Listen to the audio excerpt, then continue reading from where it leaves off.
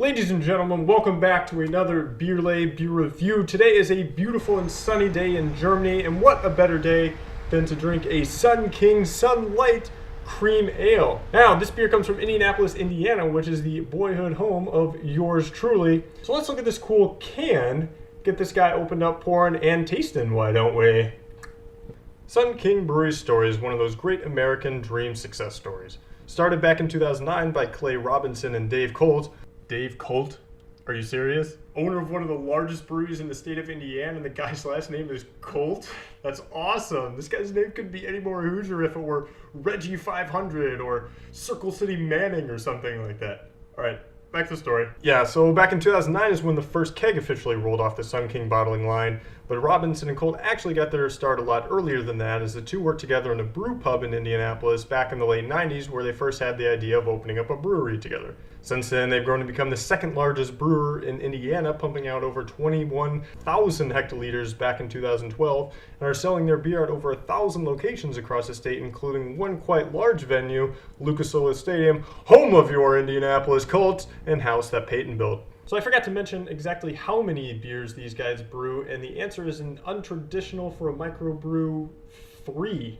With an asterisk though. So they only have 3 full-time brews that they make, including the Sunlight right here. However, if you guys want to see a ridiculously and laughably long list of beer, then click on the Sunlight right here, and that'll take you to the list of seasonal beers that Sun King has brewed over the years.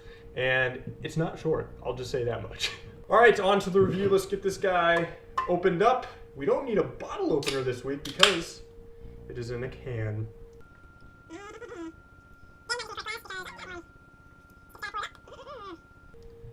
Nice. There it is. All right, let's get a good look at this puppy. This guy is really, really yellow. It's not like much brownness going on. It's a very, very yellow beer. It's kind of interesting, but hey, that makes sense because the sun is yellow and this is a Sunlight beer. Let's now it is a cream ale. However, you're still getting a lot of grainy kind of accents. Let's give it a taste, why don't we? That's not bad. It's not bad. It's very, very light, I would say. There's not a whole lot of overpowering flavors or anything like that. Again, it is saying that it's an ale, but it really does taste a little bit more like a lager. Let's take a look at the Sun King website and see what they have to say about this beer. So, the Sun King Cream Ale celebrates American brewing tradition by balancing smooth malt complexity with a crisp, clean finish. Sunlight was the winner of the gold medal in the Golden or Blonde Ale category in the 2015 Great American Beer Festival, and the silver medal at the 2010 World Beer Cup in the Golden or Blonde Ale category. Alrighty. So look at this thing. The lack of head is very ale-esque. But again, it's not really the flavor. You're not getting that really hoppy, very, very ale flavor coming through it. You are getting more of the malty and barley kind of flavors as opposed to the hoppy flavors. However, this is a very grainy ale, I would say. Now let's talk about this can real quick, because this is, like I said, this is the first can that we've done. By the way, this is a really, really cool can. There's a lot of intricate designs. So yeah, cans. Now most of the beers, actually all the beers that I've done in the past, have been in bottles. And that would also almost make the assumption that most craft brews are bottled and distributed in bottles. However, this guy's in a can, which is actually better in my opinion. Why? Because no light gets through this thing, and it can't make the beer as skunky. It's also pretty light, so in terms of transporting, cans are going to be lighter to transport than bottles, which means that'll be cheaper to get to your front door. Also, something underneath that's pretty cool, it says on there, fresh local beer. Now, Sun King actually had a little, they didn't really get into trouble. However, there was quite the story going around in the Indianapolis press a couple of years ago.